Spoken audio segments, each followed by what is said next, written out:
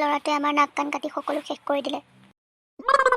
একেটা কথাকে পেগেনিয়ে থাকা আনিলে আৰু কি কৰিম এতিয়া? ঘৰৰ পৰা উলিয়াই দিব লাগিছিল নেকি?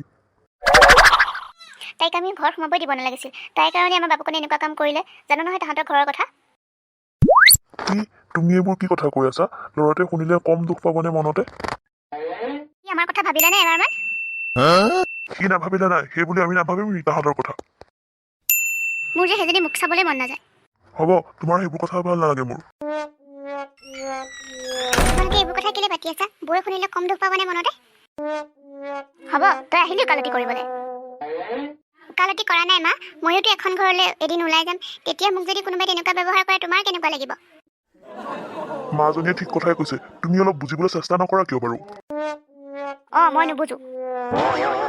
যদি তোমাৰ চুলিত তেনেকুৱা কোনোবাই ব্যৱহাৰ কৰে তেতিয়া তুমি বুজিবা মা।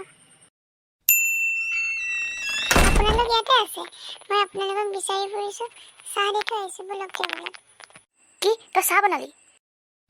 তোক কোনে সোমাবলৈ দিলে মোৰ পাকঘৰত? নাই কোৱা কোনো মা। মই নিজে ভাবিলো আপোনালোকক সকলোকে চাহ একাপ দিওঁ বুলি। নামাতিবি মোক মা বুলি। মই তোৰ হাতৰ চাহ দি পানী এগিলাচো নাখাওঁ। মা তুমি মনে মনে থাকিব নোৱাৰানে? তুমি পাগল হৈছা নেকি বাৰু? তোমাক মানে কথা কৈ লাভ নাই।